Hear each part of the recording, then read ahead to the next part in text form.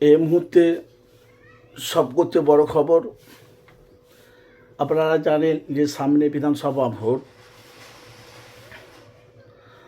2026-এ বিধানসভা ভোটে আপনারা জানেন যে সব জায়গায় প্রার্থী ঘোষণা হয়ে গেছে।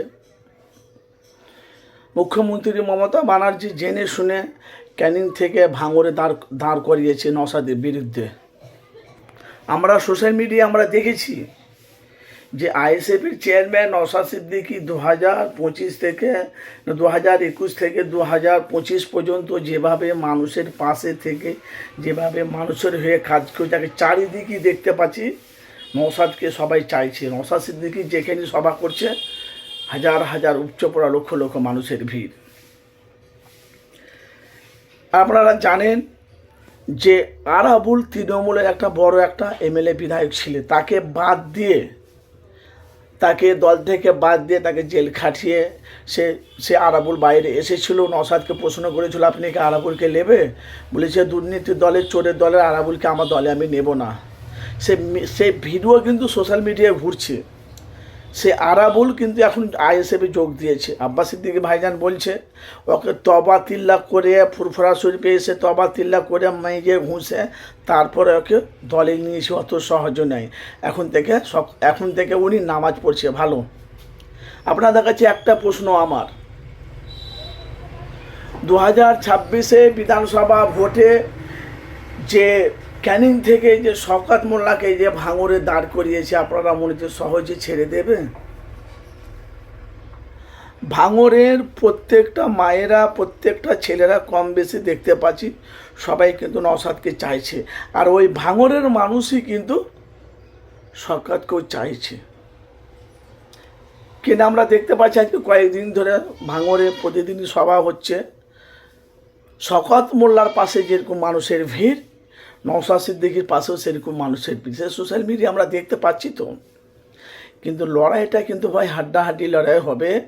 ভাঙড়বাসীরা আমাকে সরাসরি তারা বলছে, ভাইজান 2026-এ বিধানসভা ভোটে নওশাদ সিদ্দিকী আগেবার জিতেছে, এবারকার নওশাদ সিদ্দিকী জিতার কোনো আর চ্যান্স নেই।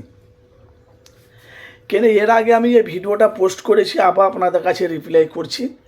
কেন আর একদিন পরে ভোট আছে ভাই, ভালো করে বুঝবেন, আর একদিন পরে ভোট। তো ওই ভাঙড়ের মানুষ বলছে এবারকার 2026-এ ভাঙড়ে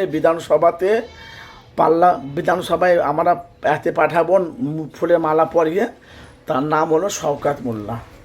শওকত মোল্লাকে আমরা জিতাবো। আর তার সাথে সাথে ভাঙড়বাসীরা বলেছে নওশাদকে যেভাবে আমরা জিতেছি, আবার 2026-এ বিধানসভা ভোটে আবার আমরা নওশাদ ভাইজানকে জিতাবো। তো এটা আমি নিশ্চিত বুঝতে পারলাম যে 2026-এ যদি বিধানসভা ভোটে যদি শওকত মোল্লা যদি হেরে যায়, তাহলে 2011 থেকে 2025 পর্যন্ত এই শওকত মোল্লা কিন্তু বামফ্রন্টেরই ছিল, বামফ্রন্টের মানে সিপিএমের দলে ছিল। সিপিএম দল গেল আর ওই শওকত মোল্লা ভাই তৃণমূলে ঢুকলো। ভালো করে বুঝবেন কথাগুলো। এবারকার 2026-এ যদি বিধানসভা ভোটে উনি যদি হেরে যায়, ওর ক্যারেক্টার আর থাকবে না। অনেক মানুষ বলছে ইচ্ছে করে মমতা অভিষেককে দাঁড় করিয়েছে, হেরে গেলে ওকে জেলের ভাত খাওয়াবে। আর এদিকে বলেছে ভাঙড় আমার চাই। শওকত মোল্লা বলছে 1 ইঞ্চি মাটি আমি ভাঙড় এবারকার ছাড়বো না, কিন্তু ভাঙড় আমার চাই। অভিষেকে বলেছে, নওশাদ সিদ্দিকী মানে মমতা ব্যানার্জি বলেছে। তো আপনাদের মূল্যবান অবশ্যই আপনারা জানাবেন 2026-এ বিধানসভা ভোটে আপনারা কাকে চাইছেন? নওশাদকে চাইছেন না আপনারা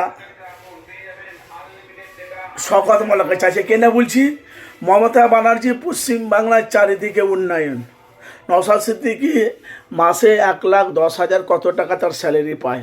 একটা বিধায়ক এমএলএ যতটা মাইনে তত টাকা পায়।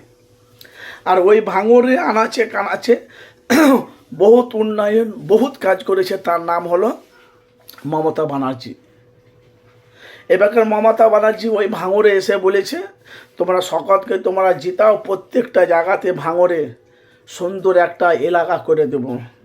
আমরা দেখেছি হেলিকপ্টারে এসেছে, উপচে পড়া মানুষের ঢল, উপচে পড়া মানুষের ভিড়। নওশাদ সিদ্দিকী যেভাবে মানুষের কাছে সভাতে লোক হচ্ছে, ও শওকত মোল্লার মানুষের পাশে সেভাবে সভাতে লোক হচ্ছে কেন?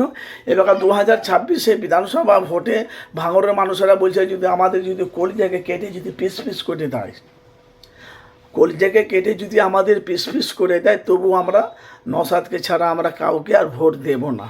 আমার কথা নয়, ভাঙড়বাসীদের কথা।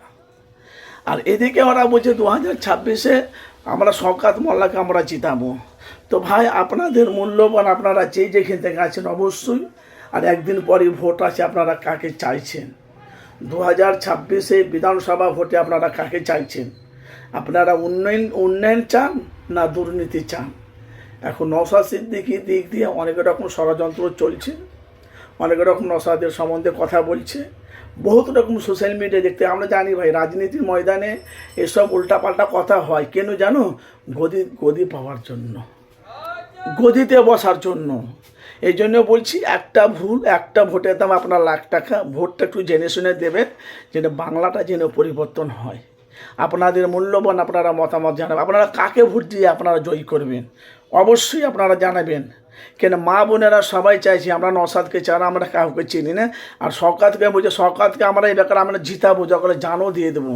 আপনাদের মতামত অবশ্যই জানাবেন।